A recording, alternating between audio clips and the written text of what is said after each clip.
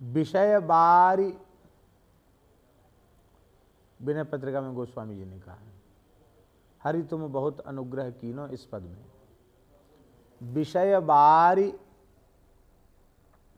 मन मीन, भिन्न नहीं होत कबहूँ छिन एक। ताते सहों विपति अति दारुण, जनमत जौनि अनेक।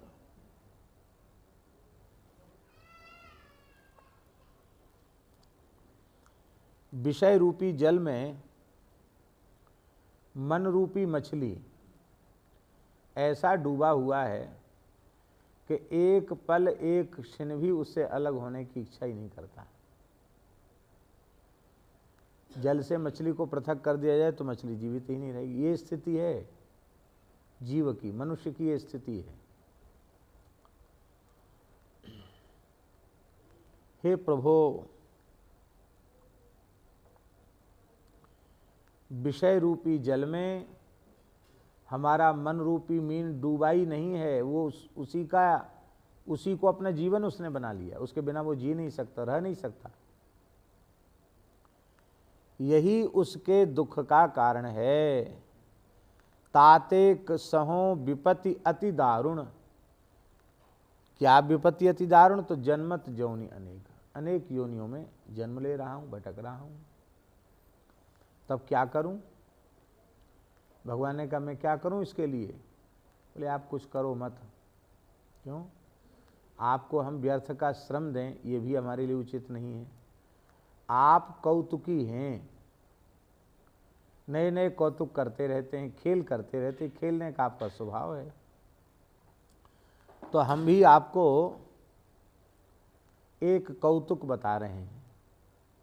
और खेल तो खेलते खेलते बहुत समय बीत गया। अब हमारी प्रार्थना से एक नया खेल खेलो। क्या खेल खेलें? बोले आपके चरण में जो अंकुश का चिन्ह है ना, उसकी तो बंसी बना लो, मछली पकड़ने वाली बंसी। और आप अपनी कृपा की लंबी डोरी बना लो। कृपा की डोरी में आपके चरण में जो अंकुश है उस बंसी में उसको बांध दो।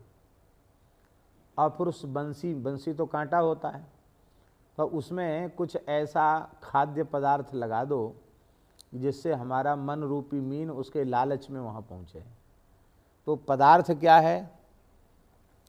परम प्रेम मृदु चारो। आपका प्रेमी स्वभाव वही उसका चारा है। प्रभु का स्वभाव, प्रभु का प्रेमी स्वभाव है, प्रेम को ग्रहण करने का जो स्वभाव है, इस स्वभाव का श्रवण जब जीव करता है तब उससे बड़ा धैर्य होता है, संतोष होता है, और वो भगवान की ओर बढ़ने की सोचता है। अरे हम कहाँ फंसे थे, हम कहाँ भटक रहे थे, किस किस को अपना मान रहे थे, सबने हमको एक एक करके धोखा दिया। और प्रभु आप हमारे अपने, जिन्होंने कभी हमारा साथ नहीं छोड़ा और जो हमारे दोषों को देखा ही नहीं, केवल कृपा ही हमारे ऊपर की, ऐसे हमारे प्राणाराध्य प्रभु वे निश्चित ही हमें अपनाएंगे। न अपनाना होता तो हमको मनुष्य जन्म ही क्यों देते। इस प्रकार का जो भाव जगता है यही है चारा। इसको देख करके मन रूपी मीन आकृष्ट होगा, उसमें फंस जाएगा। और जैसे ही फंसे फिर आप विलंब नहीं करना, फिर फट से उसको जल से बाहर निकाल लेना, अपने पास रख लेना। इसका मतलब है कि हम तो विषय रूपी जल से निकलने वाले हैं नहीं। आप ही कृपा की डोरी बांध करके, चरण कमल के अंकुश को बंसी बना करके, भक्त वात्सल्य का चारा लगा करके आप स्वयं ही हमें अपने चरणों तक बुला लीजिए। इतनी कृपा की है तो इतनी कृपा और कर दीजिए। आपका कोई कृपा करने में घाटा तो है नहीं, क्योंकि प्रभु मूर्ति कृपामयी है।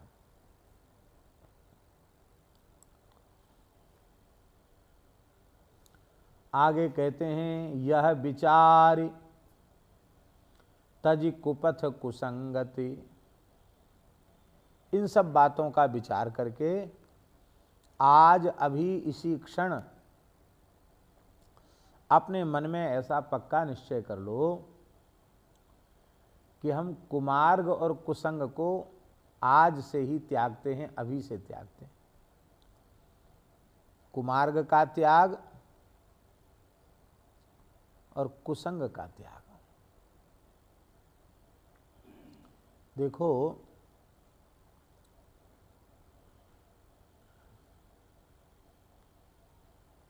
जो मार्ग भगवान की ओर नहीं जाता है वह मार्ग वस्तुतः कुमार्ग ही है। हम लोग धर्म की बड़ी महिमा का गान करते हैं, करना भी चाहिए। धर्म सर्वोपरि है। जिस मनुष्य के जीवन में धर्म नहीं है वो मनुष्य मनुष्य नहीं है। धर्मेण हीनः पशुभिः समानः। धर्म से हीन मनुष्य पशुओं के समान है। और हम तो कहते पशुओं के समान ही, पशुओं से भी गया बीता है। पशु कम से कम अपनी उदर पूर्ति के लिए किस झूठ तो नहीं बोलते हैं, किसी की चोरी तो नहीं करते हैं, डाका तो नहीं डालते हैं, बेईमानी तो नहीं करते हैं। और तुम यही सब कर रहे हो पेट भरने के लिए, तो फिर वे ज़्यादा श्रेष्ठ माने जाएंगे।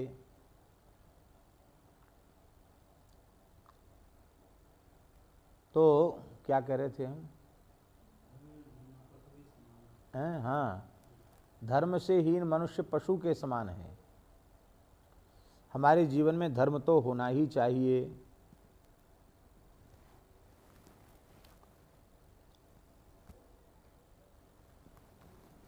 लेकिन हम जो बात कहना चाहते थे वो ये है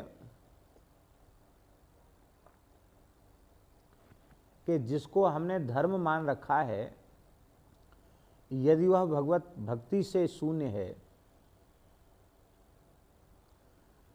उस धर्म के आचरण का प्रयोजन केवल लौकिक पारलौकिक भोगों की प्राप्ति ही है, तो वह धर्म भी अधर्म के जैसा है।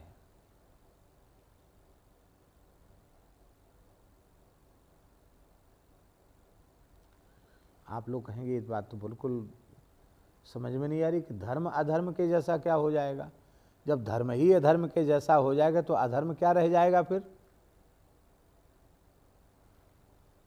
श्री नाभा गोस्वामी जी महाराज ने श्री कबीरदास जी के चरित्र में ये बात कही है, भक्ति विमुख जो धर्म सो अधर्म करि गायो। भक्ति विमुख जो धर्म सो अधर्म करि गायो। जोग यज्ञ व्रत दान भजन बिन तुच्छ दिखायो। जोग यज्ञ व्रत दान भजन बिन तुच्छ दिखायो। अच्छा, धर्म और अधर्म एक जैसा कैसे हो सकता है? भक्ति विमुख धर्म अधर्म है, ये कैसे एक जैसा हो जाएगा? अब इस पर थोड़ा सा विचार करने की आवश्यकता है। व्यक्ति ने धर्माचरण किया और उस धर्माचरण का फल क्या मिला? लौकिक भोग और स्वर्ग की प्राप्ति, ये मिला उसको। स्वर्ग में पुण्य भोग जब पूरे हो गए तो फिर कहाँ आया लौट के? धरती पर आया। ते तम भुक्त्वा स्वर्गलोकम विशालम क्षीणे पुण्य मर्त्यलोकम विशंति। पुण्य क्षीण हो गए तो वो मृत्युलोक में आ गया। ठीक है। अब पापात्मा मनुष्य ने पाप कर्म किए, अधर्म किया, और अधर्म करके पाप कर्म करके वो कहाँ गया? नरक गया। यहाँ भी कष्ट भोगा अपने पाप का, वो मरने पर नरक में भी कष्ट भोगा। और नरक में जब पाप की यातना का भोग पूरा हो गया, पाप का भोग पूरा हो गया, तो फिर कहाँ आया? यहीं तो आया। तो जिस जंक्शन से, जिस प्लेटफार्म से धर्मात्मा चला था, उसी प्लेटफार्म से पापात्मा चला और लौट करके दोनों उस वहीं आ गए। तो क्या अंतर हुआ? ध्यान में आई बात? भाई, धर्माचरण करने से भी जन्म मृत्यु का चक्र तो नहीं छूटा। धर्मात्मा व्यक्ति भी घूम फिर के यहीं आ गया, पापात्मा व्यक्ति भी घूम फिर के यहीं आ गया। क्या अंतर हुआ?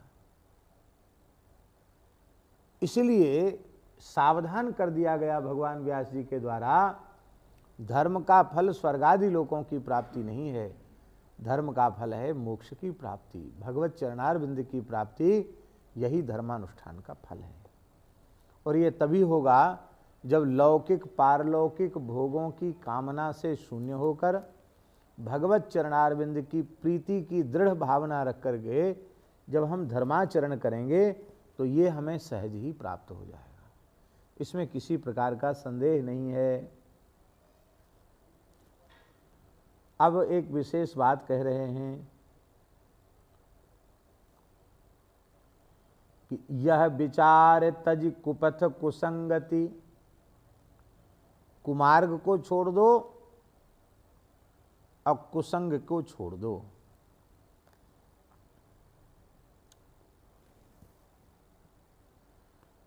जो साधन हमें भगवत सन्मुख करने वाले हैं वो तो सुपंथ हैं, और जो साधन हमें भगवान से विमुख बनाने वाले हैं वो कुसंग हैं।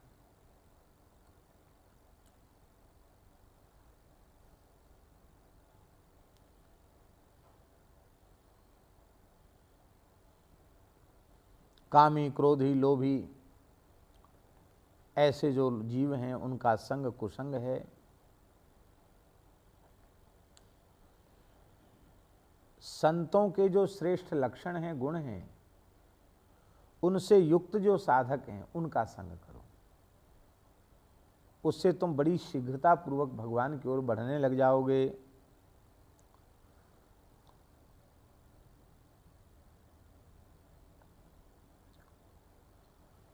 कुसंग जो है किसी भी अवस्था में अच्छा नहीं है।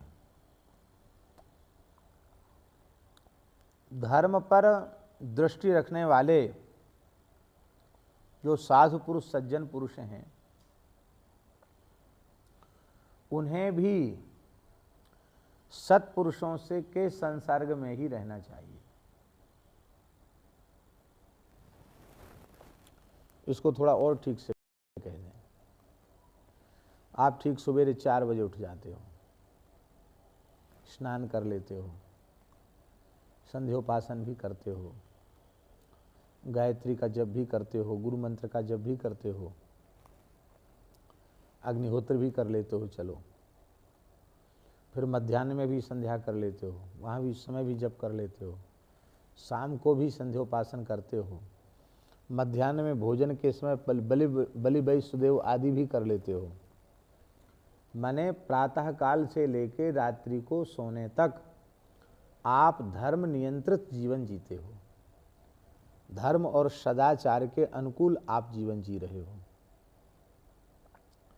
पर सत्पुरुषों की गोष्ठी में नहीं बैठते हो। ये सब तो करते हो पर संतों की गोष्ठी में नहीं बैठते हो, हरि भक्तों का संग नहीं करते हो, रसिकों का वैष्णवों का संग नहीं करते हो, तो तुम्हारी जो धर्म दृष्टि है वो कब तुम्हें विवेक शून्य बना करके पाप पंख में डुबा देगी, नहीं कहा जा सकता। अब देखो ये सारे लक्षण अजामिल में विद्यमान हैं। पवित्र ब्राह्मण कुल का जन्म है, समय से सारे संस्कार उसके हुए हैं, पलाश दंड ग्रहण पूर्वक मौंजीय व्रत धारण करके उसने विधिवत वेद की, अग्नि की, गुरु की, गौ की उपासना की, शास्त्र विधि से समावर्तन संस्कार पूर्वक गृहस्थाश्रम में प्रवेश किया है, अग्निहोत्री ब्राह्मण है, सारे धर्म का पालन करता है वो। बस एक चीज का अभाव है, साधु संग का अभाव है, सत्संग का अभाव है, और उसका परिणाम ये हुआ कि जंगल में अग्निहोत्र के लिए ही समिधा लेने गया था और वहाँ नाच गान देखा, अश्लील दृश्य देखा, अश्लील गीत सुने, और इससे ही नामना नष्ट सदाचारः दास्या संसर्ग दूषिता। नामना नष्ट सदाचार का अर्थ क्या है? सदाचारी तो था ही, लेकिन अब उसका सदाचार नष्ट हो गया। तो वैदिक धर्म का श्रद्धा पूर्वक पालन करने वालों को भी नित्य कथा कीर्तन का आश्रय लेना, सत्पुरुषों का आश्रय लेना, महाभागवतों का, वैष्णवों का, संतों का आश्रय लेना, उसके लिए भी अत्यंत अत्यंत अपेक्षित है। नहीं तो कब तुम्हारी दृष्टि अधर्म में चली जाएगी, क्योंकि तुम्हारे धर्माचरण से तुम्हारे पाप तो नष्ट हो गए हैं, तुम निष्पाप तो हो गए हो, तुम्हारा हृदय भी निर्मल हो गया है, लेकिन पाप जिस मलिन वासना के कारण बनते हैं, वो पाप की जड़ जो वासना है, वो वासना तो भीतर है ही है। उस वासना रूपी जड़ पर जैसे ही विषय रूपी मेघ के जल की वर्षा होगी कि वो विकार पुनः अंकुरित हो जाएंगे, फिर तुम्हारे पतन का भय बना रहेगा। इसलिए धर्म जो है वो हमारे पाप को नाश करेगा, पर भगवान की भक्ति, भगवान का प्रेम, कथा कीर्तन, सत्संग, साधु पुरुषों का संग केवल पाप का नाशक नहीं है, केवल पाप का नाशक नहीं है, वो तो केवल पाप का नाशक न हो करके वो पाप जिस मलिन वासना के कारण बनते हैं, उस वासना का भी वो नाशक है। इसलिए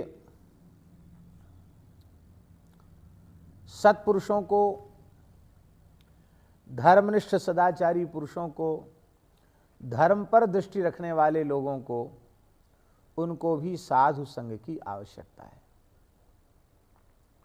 अब और सुन लीजिए, जो भगवत कृपा से, गुरु कृपा से सिद्धावस्था को प्राप्त हो चुके हैं, ऐसे साधुओं को, सिद्धों को भी साधु संग की आवश्यकता है, उनको भी सत्संग की आवश्यकता है। साधकों के लिए तो अत्यंत अत्यंत आवश्यक है, सिद्धों के लिए भी आवश्यक है, क्योंकि निरंतर जो सफाई भीतर की है वो सत्संग के द्वारा ही संभव है।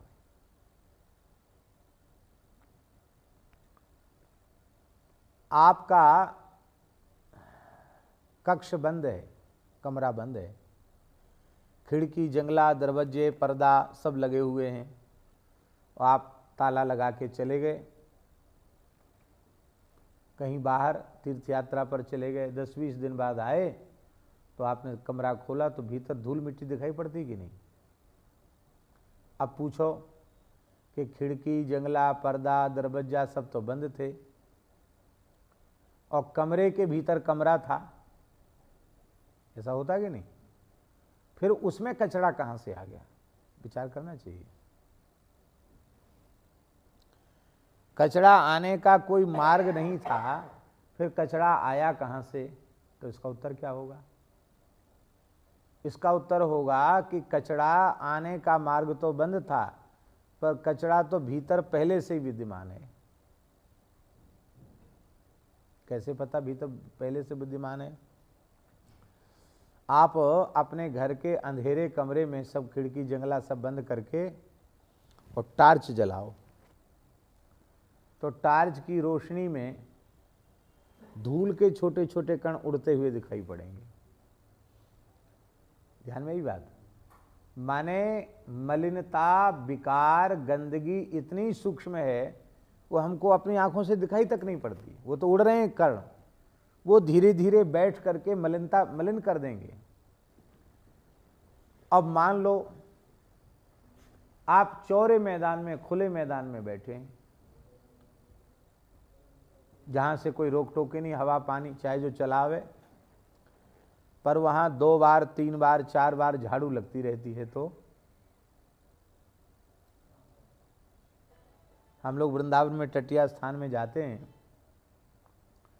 वहां तो प्राय सब खुला ही है, लता पता है, वृक्ष हैं, रज है, पर वहाँ इतनी स्वच्छता रहती है, कहीं कोई पत्ता नहीं, कहीं कचड़ा नहीं, कहीं तिनका नहीं। क्यों? वहाँ के संत निरंतर वहाँ कुंज में सोहनी सेवा करते रहते हैं, झाड़ू लगाते रहते हैं। तो झाड़ू लगने के, सोहनी सेवा के प्रभाव से वहाँ कहीं कोई कचरा दिखाई नहीं पड़ता है। ऐसे ही भले ही हमारे इंद्रिय गोलक सब खुले हैं, आँख नाक कान सब खुले हैं, इनसे सबसे कचरा आ रहा है, पर सत्संग की झाड़ू 2 बार 3 बार लगती रहे तो ये कचरा भीतर जमने नहीं पावेगा।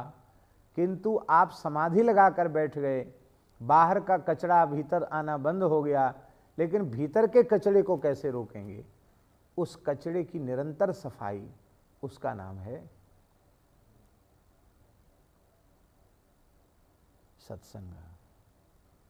साधकों को जरूरी है, सिद्धों को भी जरूरी है।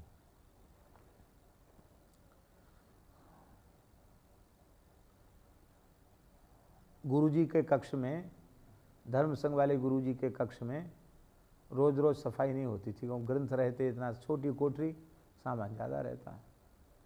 तो कभी हम लोग करते, एक बार कमरा साफ हो गया, अब कोई कचरा नहीं है, बोले अब नहीं कचरा।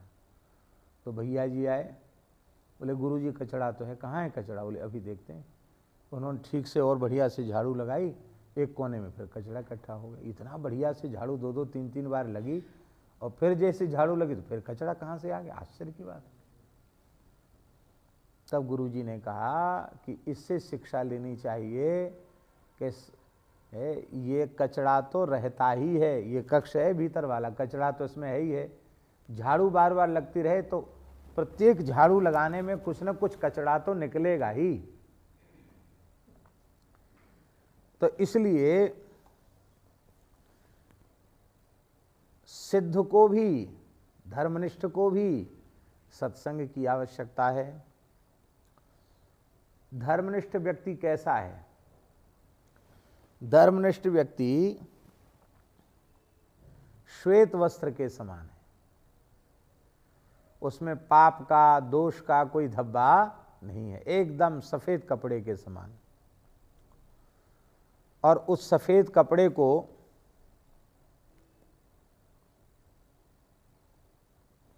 जैसे रंग में आप डाल दो, उसी रंग में वो सफेद कपड़ा रंग जाएगा। काले में डालो चाहे पीले में डालो, जैसे रंग में डालोगे वैसी रंग में सफेद कपड़ा रंग जाएगा। तो इससे हमें शिक्षा लेनी चाहिए कि श्वेत वस्त्र के समान धर्मनिष्ठ सदाचारी पुरुष है, और जैसा संग करेगा उस रंग में धीरे धीरे अपने आप रंग जाएगा।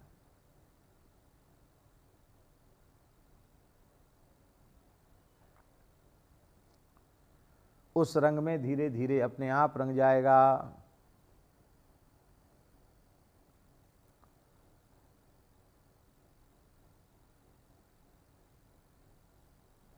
सज्जन का, असज्जन का, तपस्वी का, चोर का, जिस किसी भी प्रकार के मनुष्य का आप संग करोगे उसी के जैसे हो जाओगे थोड़े समय में। संग करने का अर्थ है साथ रहना नहीं, उससे प्रेम करना, उसमें आसक्ति हो जाना, इसको कहते हैं संग। क्योंकि संस्कृत भाषा में संग शब्द का अर्थ ही आसक्ति है। संगः सर्वात्मना त्याज्य सचेत त्यक्तुम न शक्यते स सद्भि सह कर्तव्य सताम संगोई विषम। संग माने आसक्ति होती है, आसक्ति पूर्वक संग।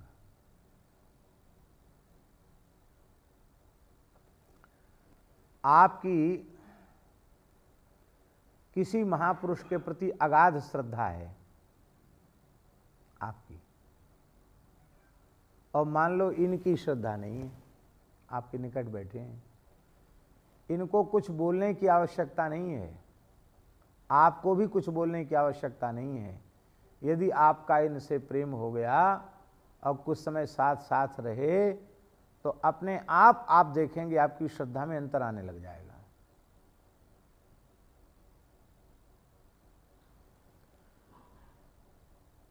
बिना कहे सुने। इसी तरह से विमुख प्राणी का संग करने से भगवान में अविश्वास, संत में अविश्वास, गुरु में अविश्वास, भगवान में श्रद्धा, संत में अश्रद्धा, गुरु में अश्रद्धा, धर्म में अश्रद्धा, व्रतों में अश्रद्धा, शास्त्र वचनों में अश्रद्धा, इसलिए महाराज जी कहते थे, पूज्य गुरुदेव भगवान भक्तमाली जी महाराज जी कहते थे कि श्रद्धा शून्य व्यक्ति का संग ही कुसंग है और श्रद्धावान का संग ही सत्संग है। श्रद्धा शून्य व्यक्ति का संग कुसंग है और श्रद्धावान व्यक्ति का संग सत्संग है। हरि गुरु संत गौ ब्राह्मण गीता भागवत रामायण ये सब जो हमारे धर्म ग्रंथ हैं, इनके प्रति जिस व्यक्ति की श्रद्धा न हो, वो अपना प्रिय से प्रिय परिजन ही क्यों न हो, उसका संग मत करो। हाँ, सामने सामने की राम राम भले ही कर लो, पर उसका संग मत करो। उसका संग करने से तुम्हारा निश्चित पतन हो जाएगा, इसमें संदेह नहीं है।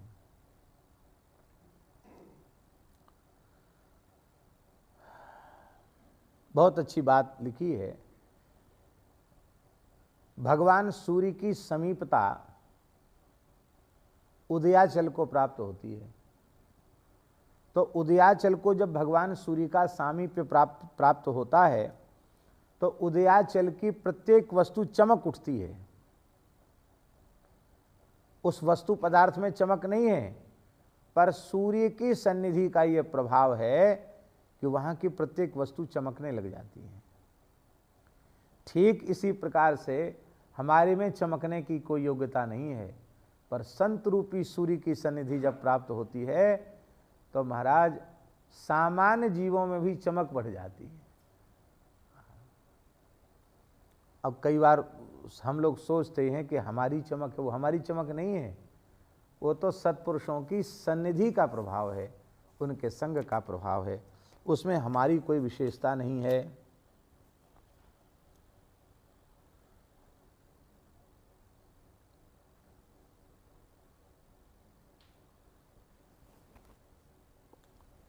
महाभारत के शांति पर्व में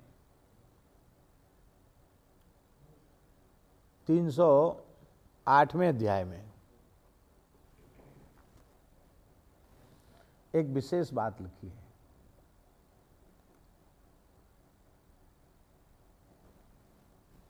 महर्षि वशिष्ठ और उनके पौत्र पराशर जी का सत्संग है, बाबा नाती का सत्संग।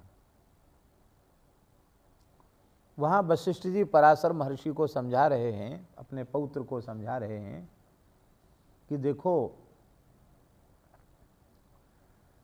विशुद्ध पुरुष का संग करके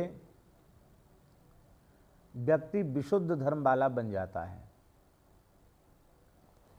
ज्ञानी का संपर्क करके संसर्ग करके व्यक्ति अज्ञानी व्यक्ति भी ज्ञानवान हो जाता है और मोक्ष धर्म से युक्त जो पुरुष हैं, जिन्हें मुमुक्षु पुरुष कहा जाता है, संसार चक्र से छूटने के लिए जो व्याकुल हैं, ऐसे मुमुक्षु पुरुषों का संग करने से उसके भीतर मुमुक्षा जग जाती है, संसार चक्र से छूटने की इच्छा उत्पन्न हो जाती है, वो मोक्ष प्राप्त करने के योग्य हो जाता है। और निर्मल अंतःकरण वाले, विशुद्ध अंतःकरण वाले संतों का संग करने से वो विशुद्ध अंतःकरण वाला हो जाता है। तेजस्वी महापुरुषों का संग करने से तेजस्वी हो जाता है। इसलिए कुसंग का त्याग, भगवत प्राप्ति के पथ का आश्रय लेना और साधु संग को करना। तजी कुपथ कुसंगति चली सुपंथ मिली भले साथ।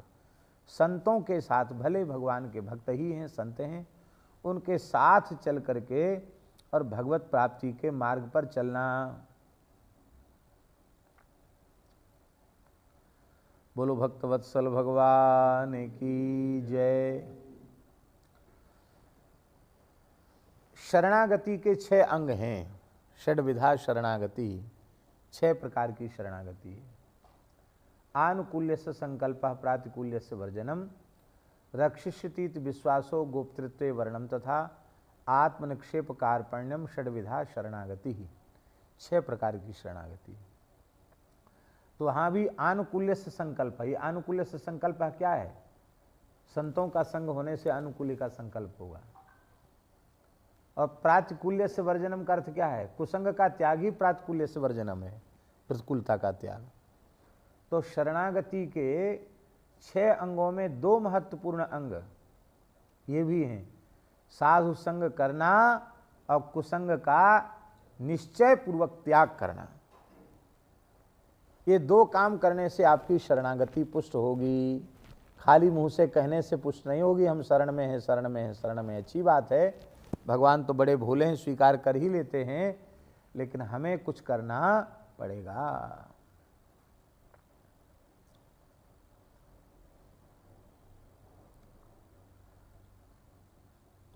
अब गोस्वामी जी आगे की पंक्ति में कह रहे हैं,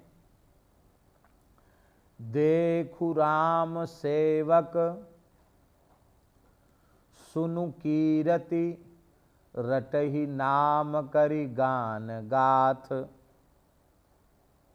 क्या बढ़िया बात।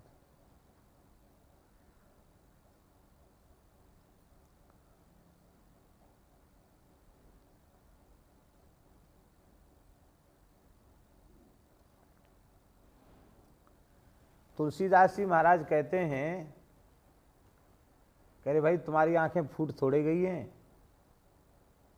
तुम विवेक विचार संपन्न मनुष्य हो, तुम खुद अपनी आंख से देख लो।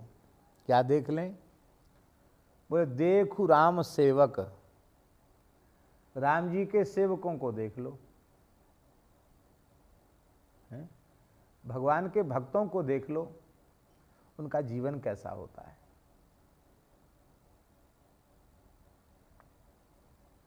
आज परम पूज्य श्री राधा बाबा की पुण्यतिथि है। अरे प्रत्यक्ष आपने उनका जीवन नहीं देखा है तो उनके चरित्र के माध्यम से ही उनको देख लो। रस तत्व की, प्रेम तत्व की कैसी गंभीरतम सूक्ष्मतम अनुभूतियां उन्होंने अपने जीवन में प्राप्त की। मंजू श्यामा के भाव का अवतरण और फिर होते होते अंत में महाभाव का अवतरण, यह एक अत्यंत अत्यंत अलौकिक घटना थी इस युग की, कि किसी देह में, मानव देह में महाभाव का अवतरण हुआ। और उस महाभाव के अवतरण की महिमा ऐसी भई कि श्री चक्रधर बाबा राधा बाबा हो गए। संतों का जीवन देखो। पूज्य श्री वेणु विनोद कुंज वाले महाराज जी, यदि उनका परिचय किसी को प्राप्त न हो कि दिव्य महापुरुष हैं, तो ऐसी एक चंदन की, गोपी चंदन की बिंदी रखते थे और बिना तेल डले हुए खुले बिखरे हुए केस, उनमें कोई कंघी वंघी नहीं, ऐसे बिखरे हुए केस, एक कुर्ता और नीचे एक अचला जैसा है, अरे गमछा, और फिर वे ऐसे चाल चलते थे जैसे मत मराल चल रहा हो, हंस चल रहा हो, अथवा मत गजेंद्र चल रहा हो, ऐसी चाल से चलते थे बेपरवाह, अपनी धुन में, अपने रस में मस्त, अपने क्या कहना चाहिए उसको, अपनी रहनी में डूबे हुए महापुरुष। चरित वैभव पढ़ो।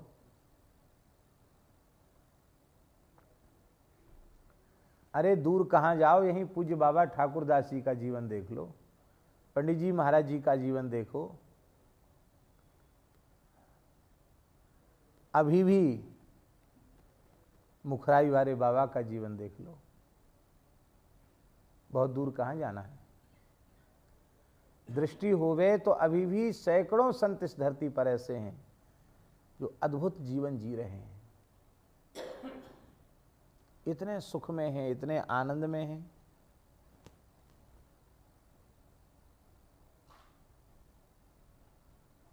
कोई चाह नहीं, कोई चिंता नहीं, कोई परवाह नहीं, आहरनिश एक धुन में डूबे हुए, एक रस में डूबे हुए। तो तुम बुद्धिमान तो हो ही हो, आंख खोल के देख लो, जो भगवान से सर्वथा विमुख हैं उनका जीवन देख लो, और जो भगवत शरणागत भक्त हैं, भगवान के सेवक बन गए, उनका जीवन देख लो। कितना अंतर है तुम्हारी समझ में आ जाएगा। श्री सागरिया बाबा 90 साल से ऊपर के हो रहे हैं। कितने वर्ष बता रहे थे? 96 वर्ष। 96 वर्ष में वे चल रहे हैं। 4 साल ठाकुर जी और उनको रख लें तो जीते जी शताब्दी हो जाएगी। इस वृद्ध अवस्था में आज तक नल का पानी नहीं छुआ उन्होंने, अंग्रेजी दवाई नहीं छुई,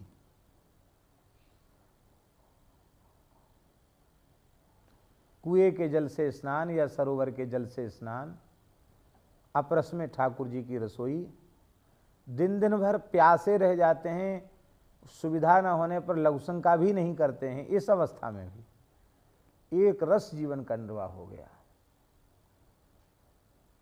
गृहस्थ परिवेश में है, बड़ा कुटुंब परिवार है उनका, लेकिन इसके बाद भी कभी भी उनके चरणों में बैठेंगे वे भगवान की ही चर्चा करेंगे, अपने मस्ती में अपने आनंद में डूबे रहते हैं। अब कल बोले, हाँ आज हमसे बोले कि आपका स्वास्थ्य बिगड़ गया, आप उठ के चले आए, श्री जी का विवाह नहीं देखा, गोद भराई करके आना चाहिए था।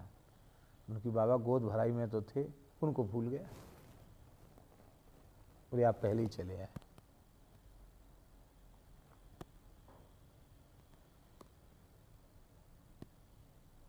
आज स्वामी जी बोले गीता वाटिका में, अरे हम कहाँ आ गए, यहाँ तो अपने सब मिल गए, हमको देख के बोले तो सब मिल गए, आप सब लोग मिल गए यहाँ। संसार की भले ही स्मृति न हो, पर संतों की पूरी स्मृति उनको बनी हुई। यही है भजन का फल, सत्संग का फल। हरि गुरु संत ये न भूलें। संसार के सभी नाम रूप भुला देने योग्य हैं, पर भगवान और भगवान के भक्तों के नाम रूप सदा स्मरण करने योग्य हैं। अच्छा चलो, दूसरे को नहीं देख सकते हो तो अपने आप को ही देख लो, पर पक्षपात पूर्वक मत देखना, ईमानदारी से देखना।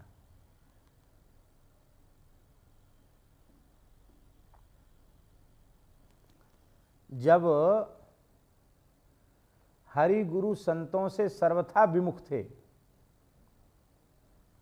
तब तुम्हारी मनस्थिति कैसी थी?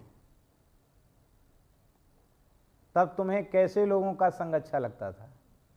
तब तुम्हें कैसी चर्चाएं अच्छी लगती थी? अब हरिगुरु संतों की शरण प्राप्त हो गई, अब तुम्हें कैसा संग अच्छा लगता है? अब तुम्हें कैसी बातें अच्छी लगती हैं? इतने से ही देख लो।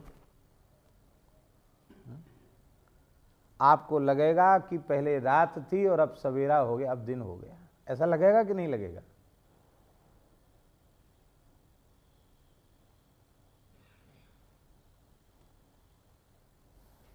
उज्जैन कुंभ में एक युवक, वाल्मीकि रामायण की कथा हो रही थी, कथा के बाद बहुत जोर जोर से रोया, इतना रोया कि उसको चुप कराना मुश्किल। लोग उसको पकड़ के हमारे निकट ले आए, बोले महाराज इनका रोना ही बंद नहीं हो रहा है।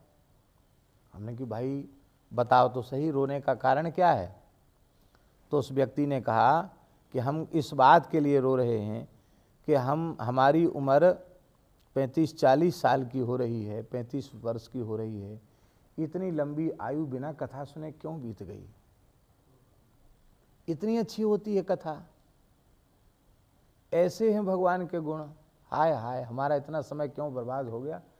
और बोले पिताजी से कि अब बच्चों को तो आप संभालो और मैं तो महाराज जी के साथ ही जा रहा हूँ, जहाँ कथा होगी कथा सुनूंगा और सेवा करूँगा। लोग घबरा गए, घर का बड़ा ही लड़का भाग रहा है, नया विवाह, छोटे छोटे बच्चे, समझाया बुझाया। बताओ पिताजी दौड़ दौड़ के कथा सुनने जाते, हमको नहीं ले गए कभी। अब पता चला कथा कैसी होती है। तो ईमानदारी से कोई सरल हृदय का व्यक्ति श्रवण कर ले तो तत्काल उसे अनुभव होता है कि पहले क्या था और अब क्या हो